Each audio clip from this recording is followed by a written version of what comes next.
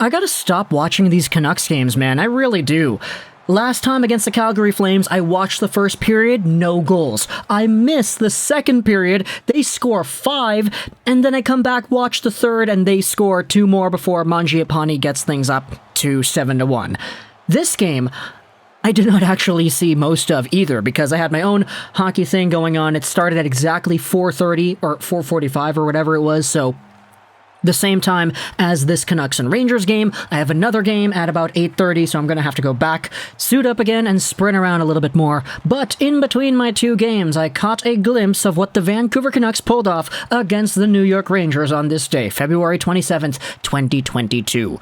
This was a pretty interesting game heading into it because of what New York had been going through. Now, the Rangers yesterday played the Penguins, and they lost 1-0. Tight game, pretty defensively minded game. You saw Igor Shesterkin go out there, only get beat once, but the goal support wasn't really on his side, so the Rangers ended up losing. Because Shesterkin played yesterday, it was Alexandar Georgiev playing here today. And rumor has it, if you go out there in the grapevine, look at what Rangers fans have to say about Georgiev and their overall opinions of this guy, you could sort of see why the idea of a Georgiev trade is something that a lot of people seem to desire in this market. Georgiev is not on the same level as Shesterkin, and he came into this game with a pretty big task. Take a team that lost 1-0 yesterday and pull off a back-to-back against a team that had just played Calgary and absolutely smoked them. Calgary, by the way, the first team in the Pacific Division.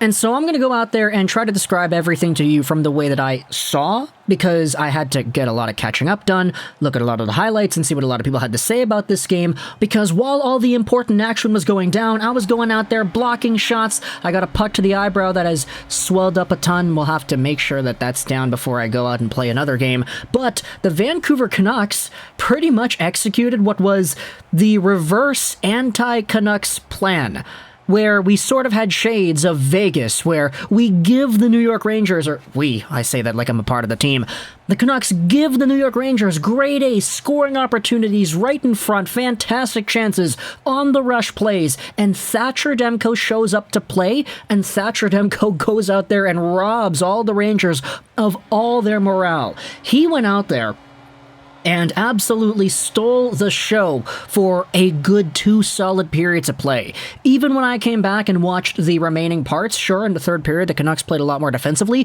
but Thatcher Demko was still going out there making brilliant saves, and this is one of those situations where the Canucks are playing tomorrow against New Jersey. Do you want to go out there and give Demko the okay?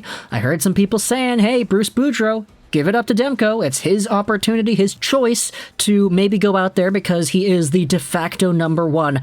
And at the same time, I'm kind of hesitant to believe that the Canucks really do trust Yaroslav Halak in the same way that they should, because, I mean, look, you want to have faith in your backup. You want to make sure that your backup gives you a chance to win. But after the last game we saw Halak in, there's a reason why some people are saying play Demko back-to-back, even though back-to-backs are generally not favorable for whatever team. But despite all the Demko saves, we still saw ourselves some very nice Vancouver action. The first goal of the game, 3 minutes in, it's JT Miller who picks the puck up down low. He holds the puck on his forehand, he curls towards the middle, sends it over to Tanner Pearson, who's coming right down the slot. He grips it, he rips it, he snipes it, it's off the post and in. JT Miller gets himself a point against his former team. You want to talk about Alexis Lafreniere, you want to talk about the trade price? There you go, Miller with an assist. Of course, Pearson gets his 10th on the year too, so there you go, good job for him. But this goal came at the beginning of the first period. At the end of the first period, we also had another goal. This one also assisted by JT Miller. 39 assists on the season, man. What an absolute legend. And this was a play where he slowly comes in over the blue line. He sends it to the side where Myers takes it. He absolutely winds up and he buries it. You saw Quentin Grimes, his half-brother, go out there making a tweet about how cool it is his brother scores a goal in the same arena he plays in, because of course he plays for the Knicks. Fantastic brotherly connection over there. What athletes in the family.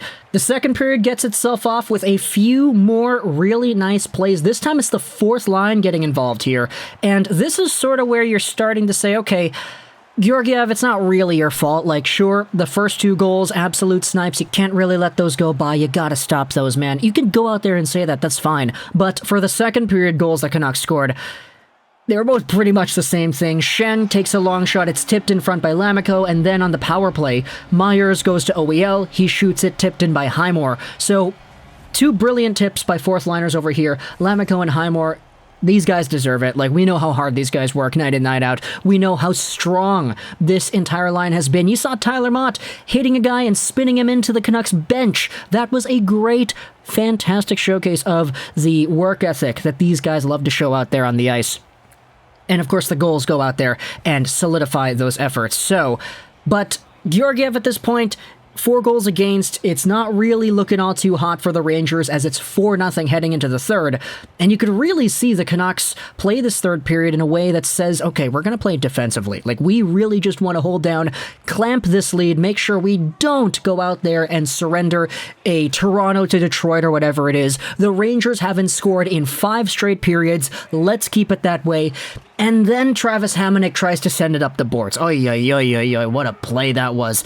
Travis Hamonic, and I'll say this right here first, I initially thought it was Brad Hunt that did this because John Shorthouse on the broadcast, by the way, I'm home at this point, I'm watching the game in my living room, but people fuss all the time, oh, what's the big deal about the commentators actually going to the games and seeing them live when they're commentating? Why can't they just do what John Shorthouse is doing where he's sitting in a booth looking at a screen like we are and he's commentating the game like that? It's because John Shorthouse can't see the players properly? Like, this play, you rewind the footage, he says it's Brad Hunt that initially dumps it out. It's Travis Hamonic. Later on in the play, there's another one where he calls one of the Canucks Pearson when it wasn't Pearson, I believe it was Miller.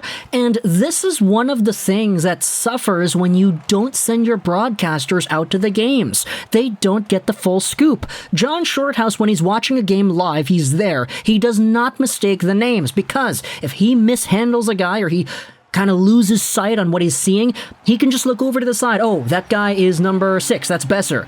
If it's a TV screen, you're so limited in what you're seeing that you have to make inferences. You have to try to improvise what exactly is going on, and sometimes your improvisations are wrong. So this is what people were critiquing Sportsnet for yesterday. Toronto-Detroit, original 6 matchup, hockey night in Canada, yada yada, and they don't send a Sportsnet crew out there to watch it? Like, are you serious? Okay, rant over about Sportsnet and everything NHL, but on a play where I initially thought it was Brad Hunt because John Shorthouse ill-informedly called him Brad Hunt, Travis Hamonic tries to send the puck out off the boards and into the neutral zone, but he gets easily picked off by Zibanejad, who goes over and takes it down. Hamonic, instead of charging at the guy and trying to take the puck back, just lets Zibanejad easily walk right in. He's going slowly. Meanwhile, the rest of the Rangers on the outside are kind of just waiting for him to do something. Alexis Lafreniere eventually is the guy who's coming in with speed. He gets the cross-crease pass. He snipes it. What a beautiful goal by Alexis Lafreniere. How poetic is it that Miller goes out there in a game where he gets 2 points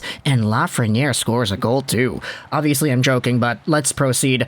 The next 5 minutes saw the Rangers really start to put the pedal to the metal. Eventually, it's a Panarin long shot that gets tipped out by Strome. Eventually, he gets the rebound by Demko.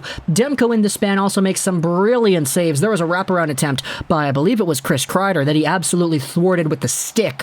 He was absolutely on fire here, even though he gave up 2 goals. Bruce also called a timeout after the Ryan Strome goal, and you could see him just unload the F-bombs on the Canucks in this one. Very entertaining timeout to watch. And eventually, once Georgiev went to the box, you saw the Canucks go out there and press. It's Thatcher Demko eventually who takes the puck behind his net. He fires it super hard off the boards. He rims it around and it deflects out to center where Elias Pettersson picks it up. He goes to the blue line. He backhands it in and he gets his 17th on the season. So there you go. 5-2 is the final score. JT Miller with 2 assists over here. Highmore with a goal and an assist. Lammikko getting a goal. Nice to see that. EP40 obviously gets himself a goal as well. Tyler Myers with a goal and an assist, so good on him for that one. We had ourselves, finally, some New York offense after going 3, 4, 5 periods without a goal from the Pittsburgh game up until the Vancouver game, but it took them a while to really get everything going, but once they got going, you could see it. The Ranger danger started to really amp itself up, and they were really trying to press for a few more goals despite being down 4-0 to kick off the period. So, GG's to the New York Rangers. The Canucks have the Devils tomorrow. We'll see what happens in net. Should they actually play Yaroslav Halak, or should they continue to ride the hot hand with Thatcher Demko? Let me know in the comments, what do you think about tonight's game of the Canucks versus the Rangers? The Canucks are now, 1 point behind Anaheim and 3 points behind Edmonton with the same amount of games played.